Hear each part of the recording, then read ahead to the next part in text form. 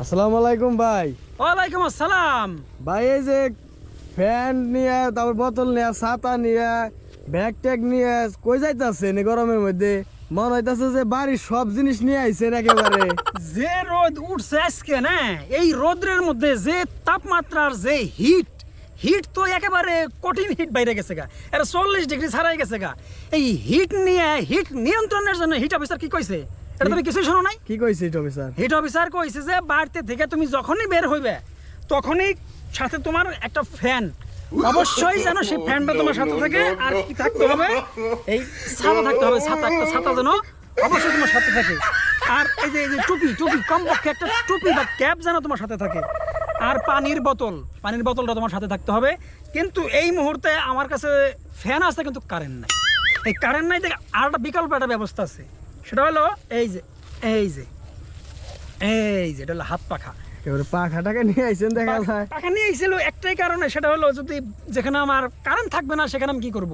অবশ্যই আমার পাখার প্রয়োজন, কিন্তু আমি পাখাতে বাতাস করতে পারতেছি না। এই জন্যেই আমার হাত তো বাধা, এই যে কত কিছু না সাথে। আপনি এই গরমের মধ্যে তো যে জামাটা আপনি উল্লাই নিয়েছেন কে? গাই দেন নাকি খেললি গে? স্যাংরা বুঝো না, গেঞ্জিটা যদি আমি গায়ে দেই, জামাটা যদি গায়ে দেই, এটা কালারটা কি কালার নষ্ট হয়ে যাবে না? সেই জন্য তো আমি সিস্টেম করে জ্বলাই রাখছি, বুঝো না? আর গরম না, এখন হিট চলতেছে না। যে রোদের মধ্যে তো ছাতাটা না মাথায় ফুটাইবে, তো ছাতাটা গুজা রাখছেন খেললি গে? ছাতাটার যে কালার আছে, কালারটা তো থাকবো না। যে রোদ আর যে হিট, এই হিটে তো কালারটা জ্বলে যাবে। তোমার কথা নাকি আমি ছাতাটা জ্বালাম নাকি? হ্যাঁ, কি কও না কও? ভাইয়ের মনে মাথাটা গেছে, আপনি মনে হয় পাগল হয়ে গেছেন গরমে। মাথাটা আমার যায় নাই। তুমি তো হিট অফিসারের বক্তব্য শুনো নাই। হিট অফিসার বলছে বাইরে বের হইতে হলে একটা ফ্যান, একটা ক্যাপ, একটা এটা কি বলে ওই যে পানি খাওয়ার মামপট, হ্যাঁ মামপট, আর একটা ছাতা অবশ্যই তোমার সাথে থাকতে হবে। কিন্তু সেটা তো ব্যবহার করতে বলে নাই, বলছে যে এটার সাথে নিয়ে তোমাকে বের হইতে হবে। আর যে হিট, এই হিট কিন্তু অল্প কিছুদিনের মধ্যেই নিয়ন্ত্রণে চলে আসবো। তুমি জানো না, এই কিছুদিন পরেই বৃষ্টি শুরু হবে, ঝড় শুরু হবে।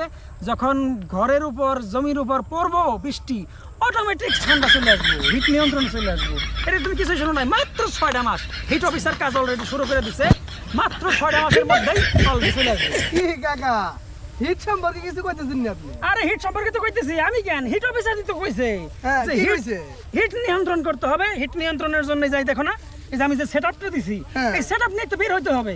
ও তুমি কিছুই বুঝো না, কিছু শোনো নাই নাকি? না, আমি তো এমনি আমি তো মনে করেন হিট দেখছি তো। আর আপনি কোন হিট দেখছেন? আমার তো হিট দেখলা অন্য হিট মারে। কি কয় না কয়?